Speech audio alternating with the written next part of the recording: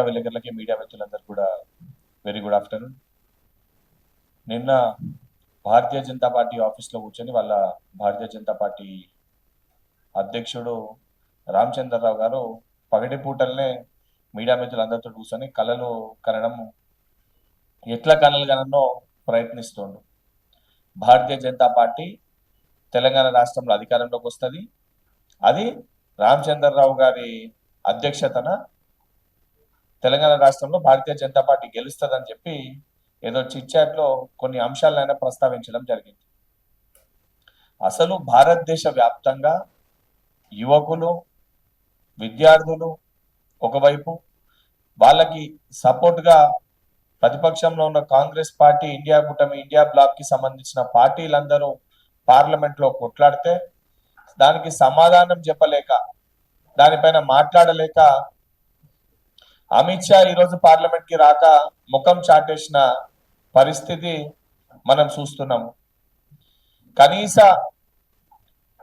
కనీసము విద్యార్థులు ఏదైతే 12 ఏళ్లుగా కేంద్రంలో అధికారంలో ఉన్న భారతీయ జనతా పార్టీ తెలంగాణ రాష్ట్రంలో కాంగ్రెస్ పార్టీ హామీల గురించి మాట్లాడుతుంది. 12 ఏళ్ళు మీరు కేంద్రంలో అధికారంలో ఉండి అనేకమైన హామీలు ఇచ్చారు. అందులో సంవత్సరానికి 2 కోట్ల ఉద్యోగాలు ఇస్తా అని చెప్పారు. సంవత్సరానికి 2 కోట్ల ఉద్యోగాలు అంటే 12 సంవత్సరాల్లో 24 కోట్ల ఉద్యోగాలు. మొత్తము 12 సంవత్సరాలు కలిసి కూడా 2 కోట్ల ఉద్యోగాలు ఇవ్వలే మీరు. ఈరోజు తెలంగాణ రాష్ట్రాన్ని కంప్లీట్ గా ఆర్థికంగా నష్టం చేసి, ఆర్థికంగా ఏదైతే తెలంగాణ రాష్ట్రం ఈరోజు పరిస్థితి ఎదుర్కొందంటే దానికి ప్రత్యక్షంగా బీఆర్ఎస్ కారణమైతే, పరోక్షంగా కేంద్రానికి వెళ్ళి నిధులు రాకుండా, కేంద్రానికి వెళ్ళి తెలంగాణ రాష్ట్ర అభివృద్ధి కోసం కృషి చేయకుండా ఈరోజు బీఆర్ఎస్ పార్టీ చేస్తున్న వ్యవహారాలకి సన్నాయి నొక్కులు నొక్కుతున్న బీజేపీ పార్టీ ఒక కారణం. నిజంగా మీకు చిత్తశుద్ధి ఉంటే, తెలంగాణ రాష్ట్రం పట్ల ప్రేమ ఉంటే, తెలంగాణ రాష్ట్రానికి విభజన సమయంలో ఇచ్చిన హామీలు ఏవైతున్నాయో హామీలను నెరవేర్చి ఆ హామీలను అమలు చేసి మీ యొక్క చిత్తశుద్ధిని మీరు చాటుకోవాలి. RRR కానీ, మెట్రో కానీ కేంద్రానికి వెళ్ళి తెలంగాణ రాష్ట్రానికి ఎన్ని నిధులు తీసుకొని వచ్చారంటే చెప్పే సోయి మీకు లేదు, దానిపైన మాట్లాడే సోయి మీకు లేదు. ఈరోజు మీ భారతీయ జనతా పార్టీ కొంతమంది నాయకులని రాష్ట్ర అధ్యక్షునిగా అసలు ఎప్పుడు పడని కొట్లాడుకునే నాయకులని ఒక కాడ కూర్చోబెట్టి, మా జాతీయ అధ్యక్షుని కాడ కూర్చోబెట్టి బలవంతంగా స్వీట్లు తినిపించి బలవంతంగా అలై బలై చేసుకుంటే ఈ అయిపోయింది, మా పార్టీల విభేదాలు పోయినాయి, అందరు కూడా కలిసిమెలిసి కుటుంబ సభ్యుల లెక్క ఉన్నారని చెప్పి దాన్ని చూసి ఈరోజు రామచంద్రరావు ఏదైతే ఆనందపడుతుంటే, ఈ పరిస్థితి ఏ రకంగా ఉందంటే ఆపరేషన్ సక్సెస్, పేషెంట్ డెడ్. ఇంకొక వారం రోజులు అయితే బయటపడుతుంది అసలు మీ పార్టీలో మీ ఎమ్మెల్యే రాజాసింగ్ పార్టీలో ఉన్నాడా లేడా, దానిపైన స్పష్టత లేదు. మీ మహేశ్వర్ రెడ్డి ఏదైతే ఫ్లోర్ లీడర్ ఉన్న మహేశ్వర్ రెడ్డి, మీ 8 మంది ఎమ్మెల్యేలు ఒక కాడ కూర్చొని మాట్లాడుకునే పరిస్థితి ఉండదు. అసలు మహేశ్వర్ రెడ్డి నా 7 ఎమ్మెల్యేలు యాక్సెప్ట్ చేస్తున్నా చేస్తలేరా అర్థం కాని సిచ్యువేషన్. అంతెందుకు అసలు రాష్ట్ర అధ్యక్షులుగా నీ నాయకత్వంలో ఎన్నికలకు వెళ్తారా వెళ్ళరా పరిస్థితి తెలియదు. ఉన్న 18 మంది మీ లీడర్లు 18 మంది ఎప్పుడు రామచంద్రరావు కథమవుతాడు, ఎప్పుడు నీ వెనుక గుంతలు తవ్వుకుంటే నిన్న గుంతలో పూడ్చి పెట్టేసి వాళ్ళు భారతీయ జనతా పార్టీ రాష్ట్ర అధ్యక్షులు అయిదామని చెప్పి ప్రయత్నం చేస్తున్నారు. నీ పరిస్థితే నీకు సక్కలేదు, నీకే నీ పార్టీలో దిక్కులేదు. నీకు నిజంగా దమ్ముంటే బలంగా గట్టిగా నువ్వు ప్రెస్ మీట్ లో చెప్పగలుగుతావా, రాబోయే ఎన్నికలు నా నాయకత్వంలోనే ఎన్నికలకు వెళ్తాము, రామచంద్రరావు నాయకత్వంలోనే మేము పోటీ చేస్తామని చెప్పి చెప్పే ధైర్యం నీకుందా?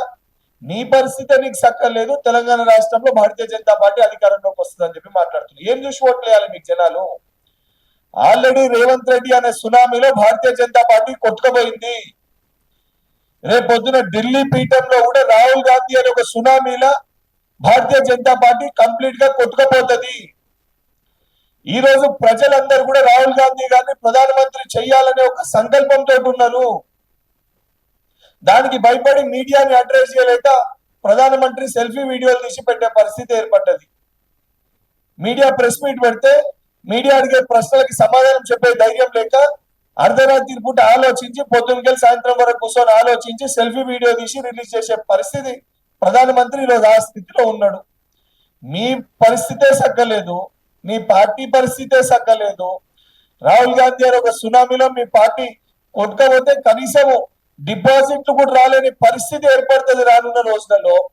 దాని గురించి మాట్లాడక ఈరోజు ఈరోజు ఇక్కడ తెలంగాణ రాష్ట్రంలో బీఆర్ఎస్ పార్టీకి ఇండైరెక్ట్ గా సపోర్ట్ చేసుకుంటా నువ్వు రేపు పొద్దున ఎమ్మెల్సీ గానికి గతంలో ఉన్న ఏదైతే హైదరాబాద్ మహబూబ్ నగర్ ఈ ప్రాంతంలో నువ్వు పోటీ చేస్తే ఇక్కడ నాకు సీట్ ఇచ్చి పెట్టుర్రి, అక్కడ నల్గొండ ఖమ్మం ఆ ప్రాంతంలో మీకు సీట్ ఇచ్చి పెడతా అని చెప్పి లోపాయిక ఒప్పందాలు బీఆర్ఎస్ పార్టీ తోటి చేసుకొని గతంలో కాళేశ్వరం స్కామ్ ఇవన్నీ స్కామ్ల గురించి మాట్లాడిన మీరు ఈ రోజు సిబిఐకి అవన్నింటినీ మేము అప్పచెప్తే దానిపైన విచారణ జరపకుండా కేటీఆర్ తోటి హరీష్ రావు తోటి కేసీఆర్ తోటి లోపాయిక ఒప్పందాలు పెట్టుకొని బీఆర్ఎస్ పార్టీ తోటి ఇండైరెక్ట్ గా అలయన్స్ పెట్టుకొని ఇంటర్నల్ అలయన్స్ పెట్టుకొని తెలంగాణ రాష్ట్రానికి అన్యాయం చేస్తుంది భారతీయ జనతా పార్టీ. నిజంగా భారతీయ జనతా పార్టీకి చిత్తశుద్ధి ఉంటే గత 12 సంవత్సరాలలో తెలంగాణ రాష్ట్రానికి మీరు తెచ్చిన నిధులన్నీ, తెలంగాణ విభజన హామీలో మీరు నెరవేర్చిన హామీలన్నీ, తెలంగాణలో ఉన్న ప్రజల సంక్షేమం కోసం మీరు చేసిన పనులేంది, RRR కోసం మీరు ఎన్ని నిధులు తెస్తుండ్రు, మెట్రో ఎక్స్పాన్షన్ కోసం మీరు ఎన్ని నిధులు తెస్తుండ్రు, మూసీ రిజర్వేషన్ కోసం మీరు ఎన్ని నిధులు తెస్తుండ్రు, హైడ్రా విషయం పైన మాట్లాడతారు. హైడ్రా విషయం పైన ఒకసారేమో పాజిటివ్ గా మాట్లాడతారు, ఒకసారేమో నెగిటివ్ గా మాట్లాడతారు. బీఆర్ఎస్ పార్టీ నెగిటివ్ గా మాట్లాడితే దానికి సన్నాయి నొక్కులు నొక్కుంటూ బీఆర్ఎస్ పార్టీకి సపోర్ట్ చేసినట్టు నెగిటివ్ గా మాట్లాడతారు. అసలు మీకు క్లారిటీ ఉందా? అసలు రామచంద్రరావు గారు మీరు వివరించే తీరు పట్ల మీ పార్టీ దేనిపైన మాట్లాడుతుందో, దేని గురించి మాట్లాడుతుందో మీకన్నా క్లారిటీ ఉందా? అవన్నీ పక్కన పెట్టి మేము బస్ యాత్రలు చేస్తాము, మేము యాత్రలు చేస్తాము, ఈ యాత్రలు చేస్తాము, ఆగస్టుకి వెళ్ళి ఉద్యమాన్ని తీవ్రవతం చేస్తాం, దేనిపైన చేస్తావు? మీరు బయటికి వెళ్తే బుడ్డలు తీసికొట్టే పరిస్థితి ఉంది మిమ్మల్ని. విద్యార్థులు ప్రజలు 12 ఏళ్లుగా మతం పేరుతో రాజకీయం చేసి భారతదేశ ప్రజల జీవితాలతో చెలగాటమాడిన మీ పైన ఈరోజు రాళ్లతోటి కొట్టే పరిస్థితి ఉంది. నిజంగా మీకు సోయి ఉంటే 12 ఏళ్లుగా మీరు తెలంగాణ రాష్ట్రానికి ఏం చేసిండ్రో దానిపైన ప్రెస్ మీట్ పెట్టి మాట్లాడండి. మీరు ఇస్తున్న 24 కోట్ల ఉద్యోగాలు సరే మా హామీల పైన మీరు అడుగుతారు. 3 ఏళ్లు నిండగానే కాంగ్రెస్ పార్టీ హామీల గురించి మీరు మాట్లాడుతున్నారు. మీ జిహెచ్ఎంసీ మేనిఫెస్టోలో మూసీ రిజర్వేషన్ చేస్తాము, మాకు అత్యధిక సీట్లు జిహెచ్ఎంసీలో గెలిపిస్తే అని చెప్పి మీ మేనిఫెస్టోలో పేజ్ నెంబర్ 21 లో ఉంది. మరి అత్యధిక సీట్లు గెలిచిన మీరు, అత్యధిక సీట్లు జిహెచ్ఎంసీలో గెలిచిన మీరు మీ పదవీ కాలం కూడా ముగిసింది. మరి మూసీ రిజర్వేషన్ కోసం ఎన్ని నిధులు తెచ్చారు, ఎంత డెవలప్మెంట్ చేశారు, దానిపైన చెప్పే సోయి లేదు. కానీ కేంద్రంలో విద్యార్థులు ఢిల్లీ నడిబొడ్డున జంతర్ మంతర్ దగ్గర విద్యార్థులు మిమ్మల్ని నిలదీస్తే దానికి సమాధానం చెప్పే సోయి లేదు. ఈరోజు రైతులను ఆదుకునే సోయి మీకు లేదు. ఎలినో ప్రభావం వలన రాష్ట్రాలన్నీ ఉక్కిరి బిక్కిరి అవుతుంటే దాన్ని పట్టించుకునే సోయి మీకు లేదు.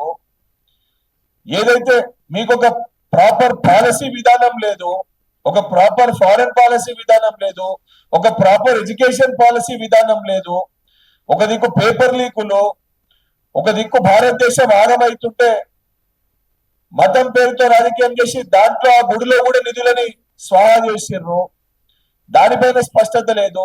ఇవన్నీ పక్కన పెట్టేసి భారతీయ జనతా పార్టీ ఆఫీస్ లో ఇక్కడ రాష్ట్ర అధ్యక్షుడు కూర్చొని భారతీయ జనతా పార్టీ నెక్స్ట్ తెలంగాణ రాష్ట్రంలో అధికారంలోకి వస్తుంది అంటే మీ 8 మంది లీడర్లని ఒక కాడ కూర్చోబెట్టి అలైబలై చేసుకుంటే, అంటే బండి సంజయ్ ఈటల రాజేందర్ తిట్టింది, ఈటల రాజేందర్ బండి సంజయ్ తిట్టింది, ఇష్టం ఉన్నట్టు గలీజ్ గలీజ్ మాటలు తిట్టుకుంటే అవన్నీ పోతాయా? అవన్నీ కథమైపోతాయా? మళ్ళా చెప్తున్నా, ఇది టెంపరీగా తాత్కాలికంగా నువ్వు సంతోషపడేది నీ అధ్యక్షతన మీ పార్టీ నాయకులందరినీ కూడా ఒక కాడ కూర్చోబెట్టుకొని బలవంతంగా స్వీట్లు తినిపించిన అంటే మేమందరం కలిసికట్టుగా ఉంటామని ఒక భ్రమలోనే ఉన్నావు. నేను బల్ల కొద్దినట్టు చెప్తున్నా, వారం రోజుల తర్వాత ఆపరేషన్ సక్సెస్ పేషెంట్ డెడ్ అనే ఒక విధంగా భారతీయ జనతా పార్టీ నాయకుల విధానం ఉండబోతుంది.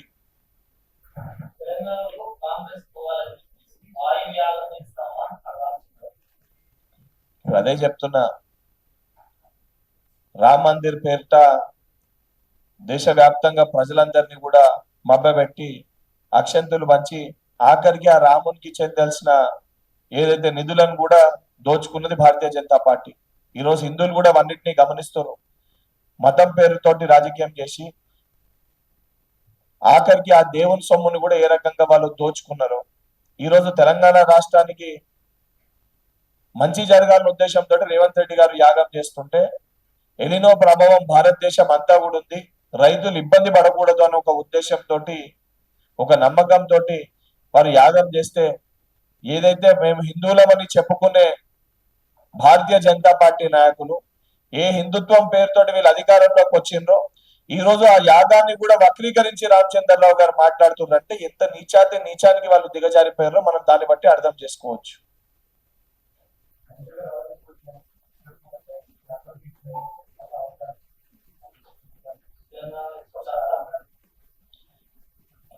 నరేంద్ర మోడీ గారు జంతర్ మంతర్ దగ్గరకు వచ్చి జంతర్ మంతర్ పక్కన పెట్టండి, నరేంద్ర మోడీ గారు 12 సంవత్సరాల్లో మీడియాతోటి ఇంటరాక్షన్ పెట్టలే. ఒక ప్రధానమంత్రి అయి ఉండి రేవంత్ రెడ్డి గారు 15 రోజులకు ఒకసారి మీడియాతో ఇంటరాక్షన్ పెడతారు.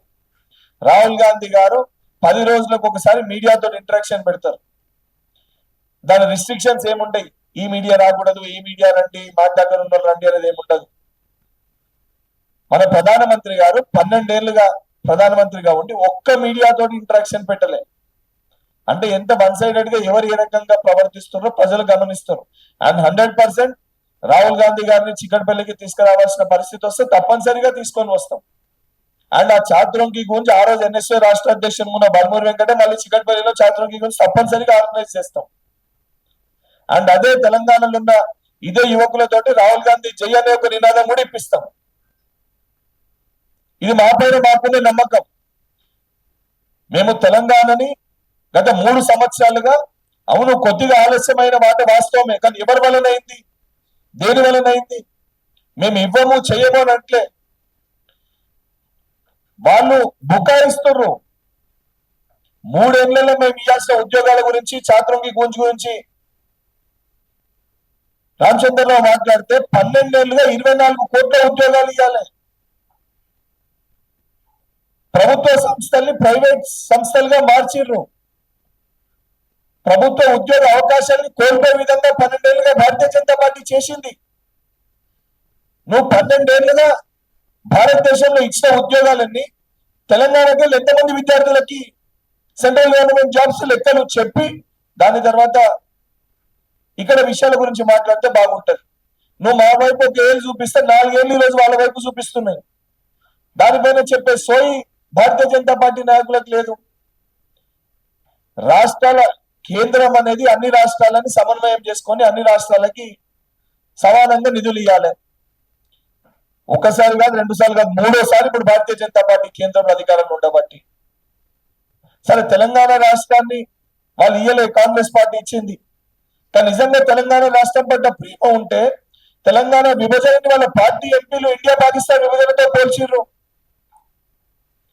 అసలు భారతీయ జనతా పార్టీకి తెలంగాణలో స్థానం ఉందా? తెలంగాణ ప్రజలందరూ కూడా ఈ రోజు కూడా తెలంగాణ అనేది ఒక సెంటిమెంట్ ఆఫ్ ఎమోషన్. అసలు సెంటిమెంట్ ఎమోషన్ ని ఇండియా పాకిస్తాన్ విభజనతో పోల్చిర్రు. అసలు భారతీయ జనతా పార్టీ నాయకులు తప్పనిసరిగా రేపు పొద్దున ప్రజల్లోకి వస్తే రాళ్లతోటి కొడతారు. వాళ్ళ ఎంపీ ఇండియా పాకిస్తాన్ విభజనతో తేజస్వి సూర్య మాట్లాడితే ఒక్కరు ఖండించలే. 8 మంది ఎంపీలు ఉన్నారు పార్లమెంట్ లో భారతీయ జనతా పార్టీకి తెలంగాణ రాష్ట్రం కలిగి. ఒకరన్నా విషయాన్ని ఖండించిర్రా? ఒకరన్నా విషయం పైన మాట్లాడిరా? తెలంగాణ ఉద్యమం పార్టీలకు అతీతంగా అందరూ కలిసి మన రాష్ట్రానికి రావాలని చెప్పి పోరాటం చేసినాము. అసలు ఒక తెలంగాణ గురించి వీళ్ళు వక్రీకరించి మాట్లాడతారు. మళ్ళీ వచ్చి తెలంగాణ ప్రజల ఓట్లు కావాలి, తెలంగాణలో అధికారం కావాలి. ఎందుకు ఇస్తారు వీళ్ళకి?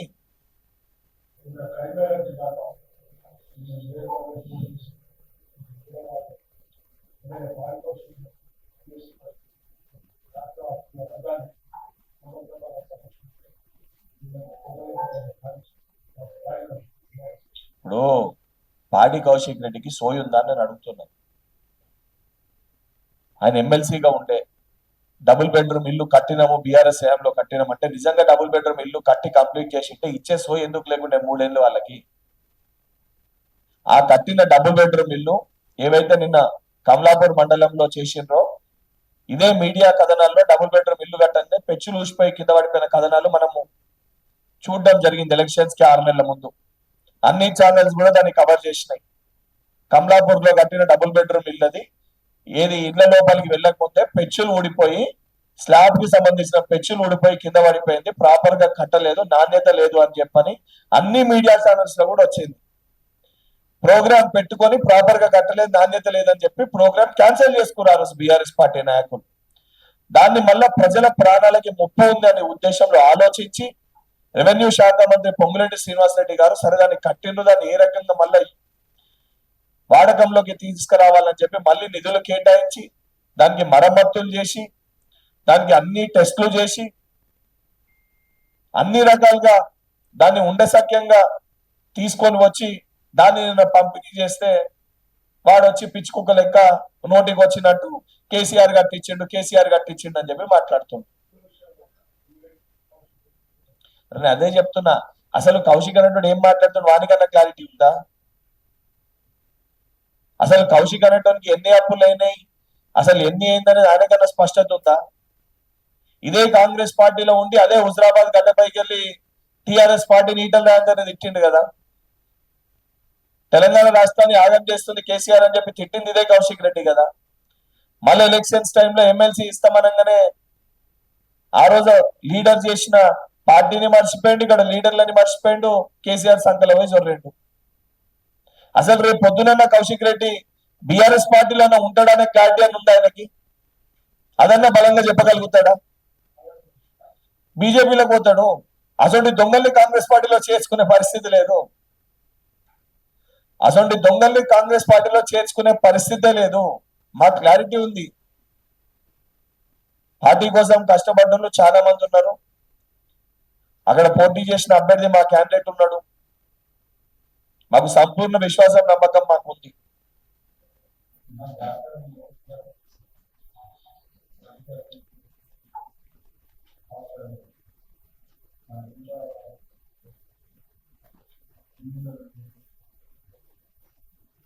జార్ఖండ్ లో జరిగిందని వచ్చారు ఒక విషయం. జార్ఖండ్ లో జరిగిన దానిపైన కూడా రాహుల్ గాంధీ గారు స్పందించి కాంగ్రెస్ పార్టీ డెలిగేషన్ ని ఆ విద్యార్థులని కలవనికి పంపివ్వడం జరిగింది.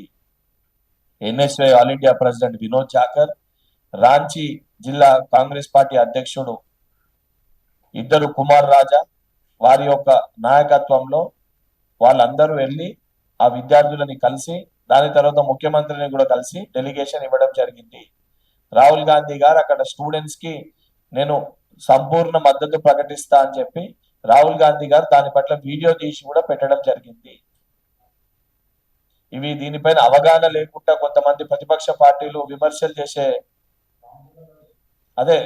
ప్రతిపక్ష పార్టీ అధ్యక్షులు దీనిపైన అవగాహన లేకుండా ఏదో బయటికి వచ్చి కొన్ని రాళ్ళు కాంగ్రెస్ పార్టీ పైన వేస్తే రాహుల్ గాంధీ గారి గురించి మాట్లాడితే అది టీవీలో కవర్ అవుతుంది, కొంచెం నా స్టేచర్ పెరుగుతుంది అని ఒక ఆశతోటి అవగాహన లేకుండా మాట్లాడిన మాటలు తప్ప రాహుల్ గాంధీ గారు స్పందించిన విషయము, కాంగ్రెస్ పార్టీ డెలిగేషన్ వెళ్ళిన డెలిగేషన్ అక్కడ ముఖ్యమంత్రిని కలిసిన విషయము ఇవన్నీ మీడియా ఛానల్లో వచ్చిన విషయాలే.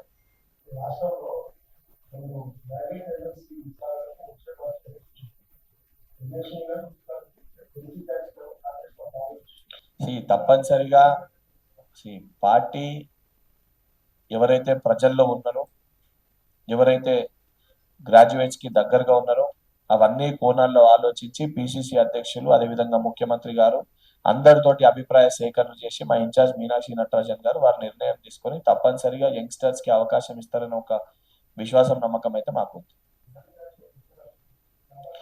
ఇస్తారు. ఇప్పుడు చర్చ నడవనప్పుడే బల్మూరి వెంకట్కి ఎమ్మెల్సీ ఇచ్చారు, చర్చ నడవనప్పుడే అనిల్ కుమార్ యాదవ్ రాజ్యసభ ఇచ్చారు. ఇప్పుడు కొత్తగా కాంగ్రెస్ పార్టీ ప్రతిపక్ష పార్టీలు అడగాలి మీరు అసలు నిజంగా మీరు యంగ్స్టర్స్ కి అవకాశం ఇస్తారని. కాంగ్రెస్ పార్టీ అధికారంలో వచ్చిన ఫస్ట్ డేకి వెళ్ళే ప్రయారిటీ యంగ్స్టర్స్ కి ఇస్తుంది. దానికి నిలువెత్తు ఉదాహరణ నిదర్శనాలు మేము ముందుకు వస్తున్నాం.